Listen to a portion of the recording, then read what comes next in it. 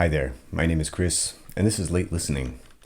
Usually on this series, I do old albums, like albums from the 90s or from at least a few years back, a decade ago. But in this episode, I'd like to talk about my favorite band, Sugar Plant's new album, which is called One Dream, One Star. And this, at the time of recording, this is not even out on Spotify yet. But I got the physical release here just a few days ago, or like a week ago. And I'd like to talk about it today. So please join me.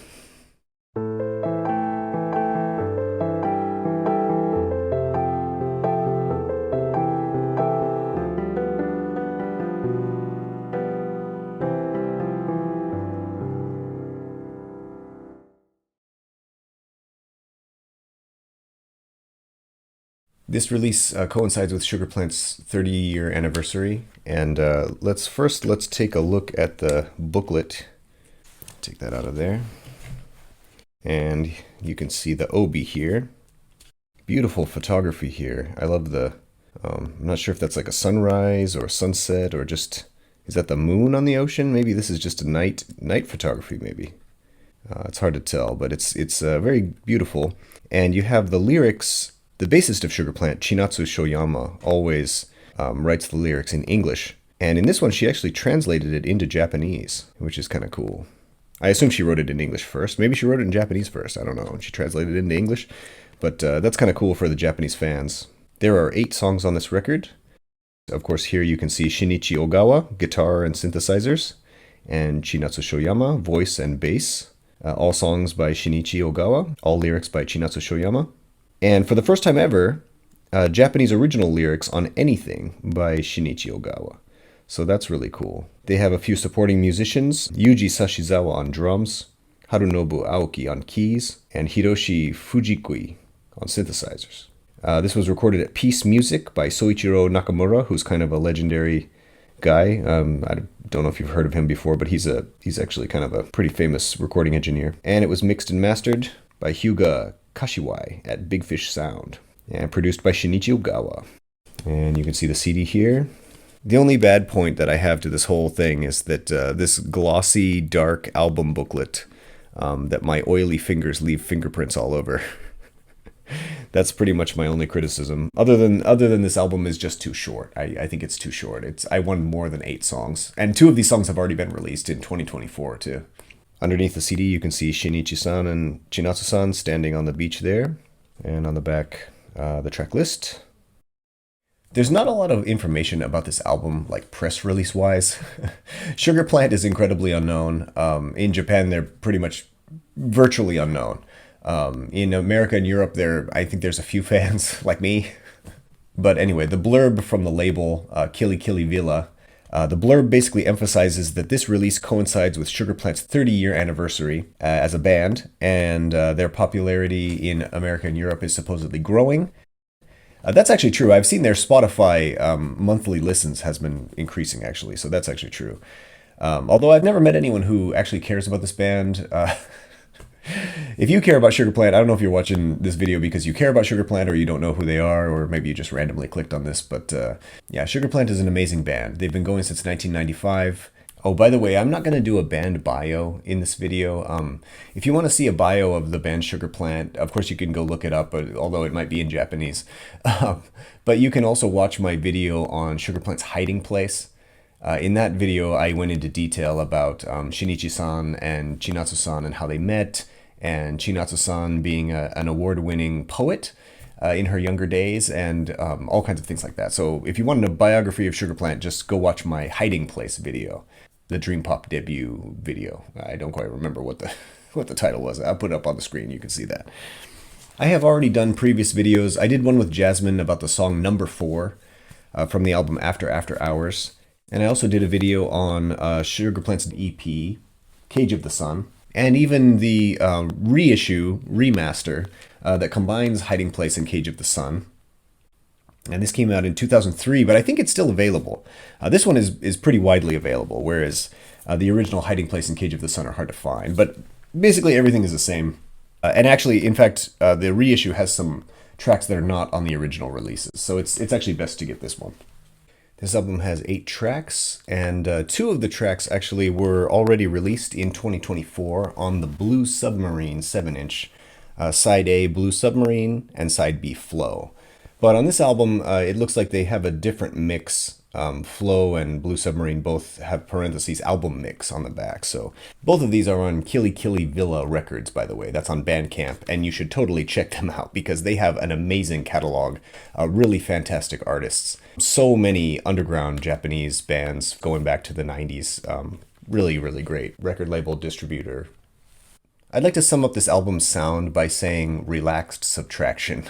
That is, Sugar Plant's music can often be melancholy, especially their 90s music can often be very melancholy, and it's not really positive. It's often a little bit sad or kind of wistful. But in this one, and this is kind of continuing their recent trajectory from even the 2018 album Headlights.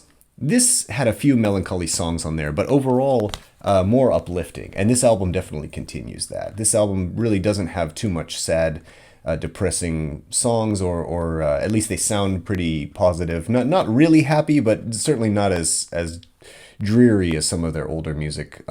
There's still that kind of electronica, kind of psychedelic electronica that sneaks in there, in and around Shinichi-san's guitar. And Chinatsu-san's lyrics emphasize hope and freedom. The music is relaxed, but she also kind of sings that way too. She sings about, getting free and going with the flow, and it's all kind of wrapped in this warm, womb-like sound. It's like an auditory womb. You just kind of wrap yourself in this little world, and you kind of feel all right for a little while. Even if you feel a little bit sad, a little twinge of melancholy, that's okay, because, overall, Sugar Plant's going to lift you up, and they're going to just let you float for these 8 tracks. So let me talk about the tracks one by one very quickly, and that'll be the album review. Track 1, Sunrise. So Sunrise harkens back to Sugar Plant's Happy EP. This came out way back in 1998.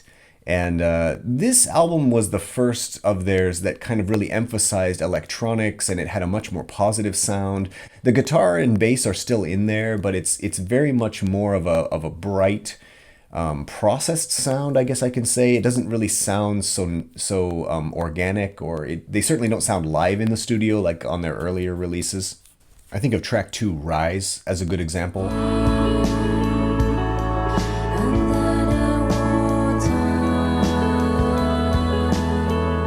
It doesn't sound exactly the same as Sunrise, but it has that, I guess, Sunrise and Rise. Maybe she did that on purpose. Maybe it's a companion song.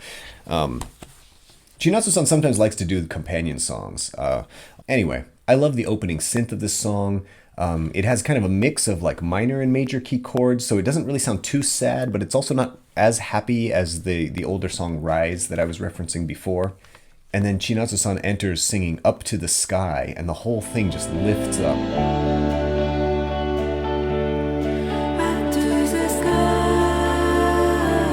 And then at that moment, we enter the dreaming. When I got this album and I put it on for the first time, my partner Jasmine was like, yep, it sounds like them. And it really does. This is very, very much the Sugar Plant sound, but at the same time, it's the entire Sugar Plant sound. It's discounting their first their record and their first EP from the early days. It's basically the entire Sugar Plant catalog in one album, kind of synthesized together. A lot of this sounds like the Happy and Dry Fruit era Sugar Plant. There's also a little bit of trance mellow in there. This is their much more like electronic era. But it also has real guitar, like great sounding psychedelic guitar underneath everything, which is very much a hallmark of After Hours, my favorite record from 1997. And the production and the slow tempo and the way that Chinatsu-san sings really is like a continuation of their 2018 record Headlights. I feel like this album is very much a companion to Headlights. I almost wonder if some of these songs didn't make it onto Headlights and they just waited a few years and re-recorded them and, worked on them again. I love the lyrics about the sunrise. I like how it just begins in that kind of very positive way without being too happy, kind of dreamy. The song is so peaceful and kind of slow, and I feel like you could almost like wake up to this song. Or if you woke up and you put this on, maybe you could do some sun salutation yoga or something to it, you know? It's like, it's too early to tell what kind of day this is going to be. Like, you're feeling okay. You're feeling pretty good. But it's still too early. You're still too sleepy to really tell what's going to happen to you today. And we feel as if we're kind of awakening from a dream, even though what we don't realize is we're still in the dream. All right, track 2, Calling. This song reminded me very much of the album Headlights, and also it kind of reminded me of the song Simple from Dry Fruit.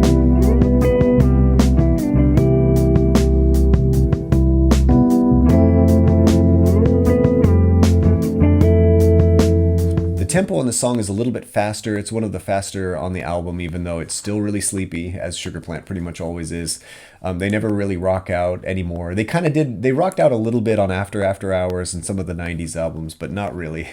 The drums actually sound like drums. They don't really sound like beats. I'm sure they were actually using the live drums on this one. The guitars and the keyboards play off each other in this really nice kind of psychedelic way. And then the chorus is really smooth, like almost too smooth, like Tangerine Dream, Love on a Real Train kind of smooth. Synthesizers can sometimes feel bright and sharp as a neon sign, but Sugar Plant always uses them in such a warm and kind of comforting way.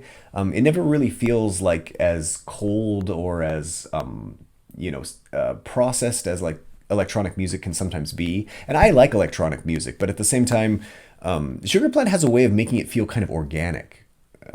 I don't really know how to explain it. You just got to listen to it.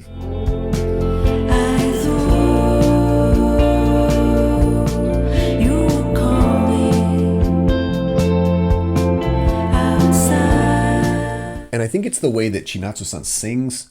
Her voice is really, it didn't used to be so beautiful.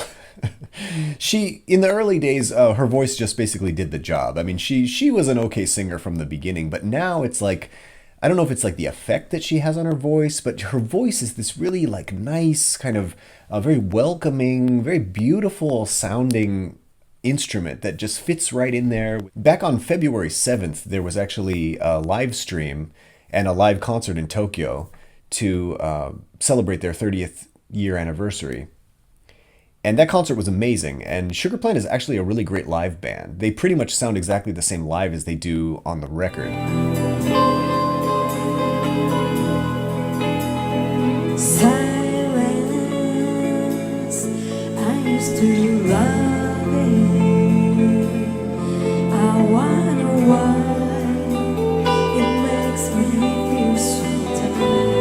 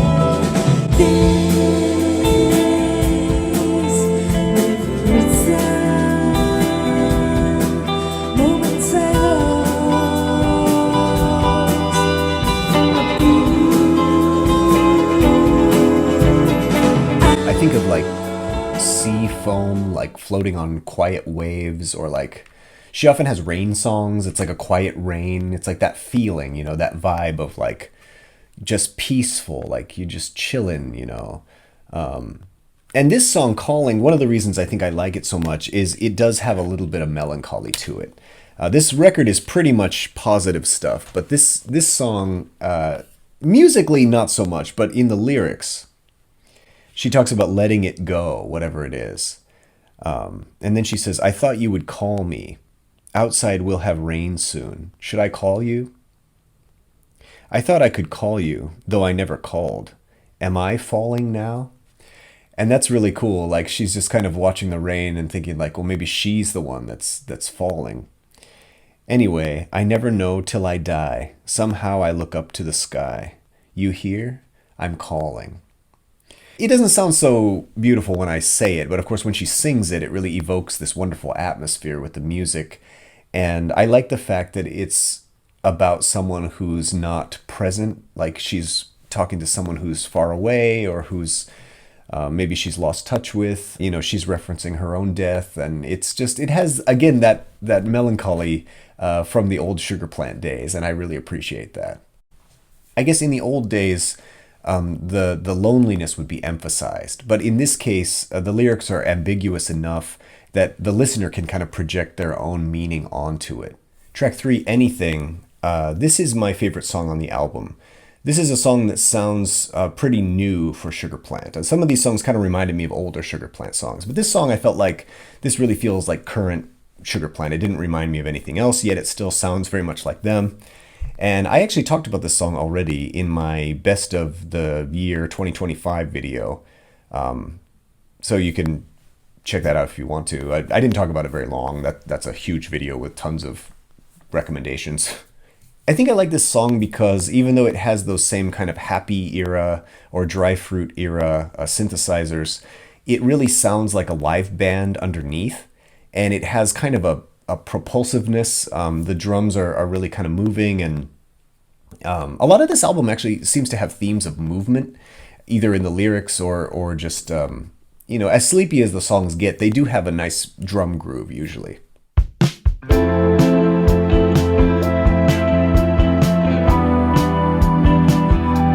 And this song also has some of Shinichi-san's best guitar work on it. I really love his laid-back solo on this song. It's so cool.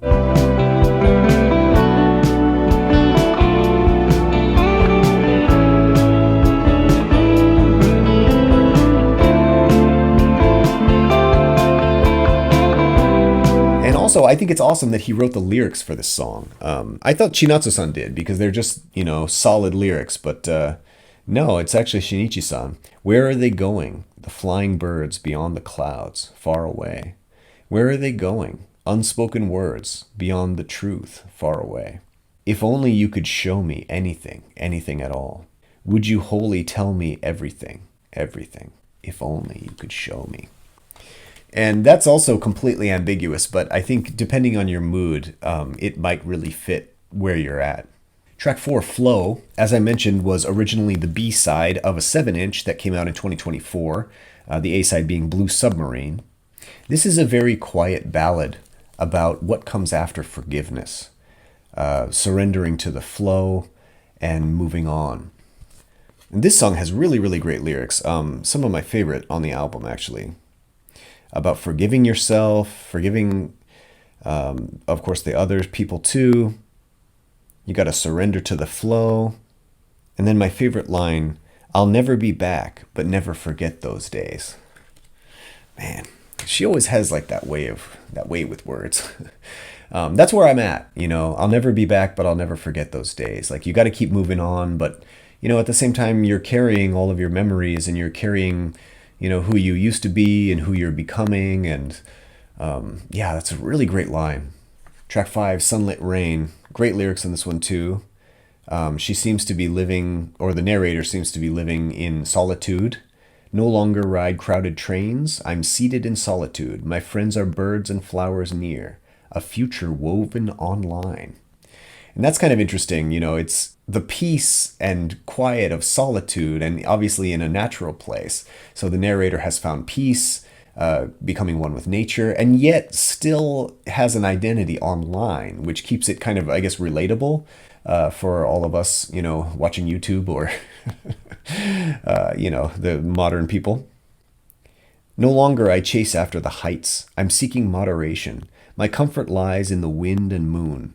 I feel a calm deeper than ever. And I also like how the chorus of this song is still dreaming.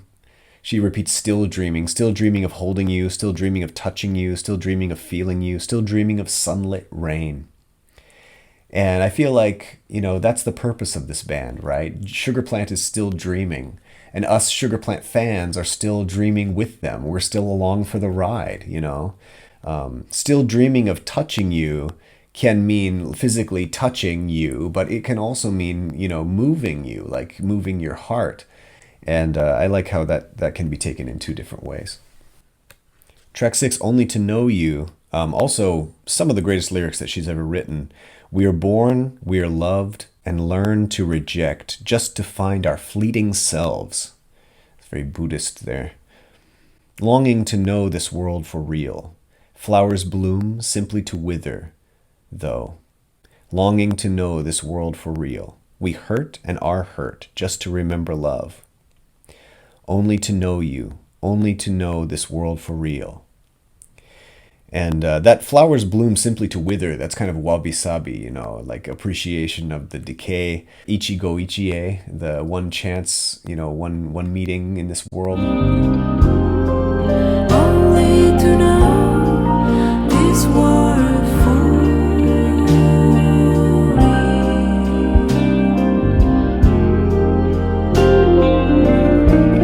This song kind of frustrates me because I feel like this song is one of the most beautiful on the record. I absolutely love these lyrics, but my criticism is it's just too short.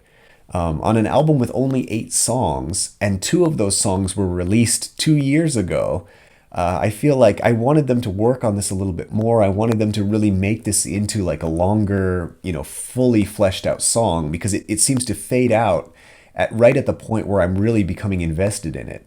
And that was kind of frustrating. I felt like it was more of like a fragment than a full song. I don't know how much time they had to make this record. I don't know if they were kind of, scrambling for ideas, but I felt like this could have been really special. It's good as it is, but it kind of teases me, I guess. This song actually kind of reminded me of Mazzy Star, or like a Galaxy 500. I guess that was an early influence on Sugar Plant. Track 6, Blue Submarine. Of course, I've shown the 7-inch a few times now. This was the A side. I liked this song when it came out as a 7-inch. I like this album mix version of it. It's got this really cool bass line, Chinatsu-san, and a little twinkling synths. And I feel like there's like an R&B or like a soul song kind of hiding in the chorus. It's kind of funky. You make me feel so safe. You know what I want. Is the title a play on Yellow Submarine? I wonder. Sometimes Chinatsu-san's English is a little bit weird, and sometimes I really like that, actually. And that happens in this song. In the chorus, is it the chorus? She says, I can see it. I think I can see, and it's in my dark. I like that. It's in my dark. I can see. I think I can see, and it's in my door. I feel like the guitar is a little more overt on this song. Chinatsu-san's voice is also a little bit clearer. Maybe it was mixed a little differently. I assume the producer was the same because it doesn't have any different credits, but it's the sound of this song, the production of this song is a little bit different than all of the others. I guess because it was recorded earlier. And finally, we come to the last track, the track that just gets my heart every time, Traveling. How did we meet in this world? I have no idea. But all I now remember is your smiling face. Ah, it's beautiful. We're traveling, say bon voyage. We're traveling, so we meet again. One dream, one star for us. That's where the album takes its name from. This is a gorgeous song. This is like a typical melancholy Sugar Plant song. The melancholy has come back. Oh, I now remember your smiling face. We traveling, say bon voyage. We traveling, so we meet again. One dream.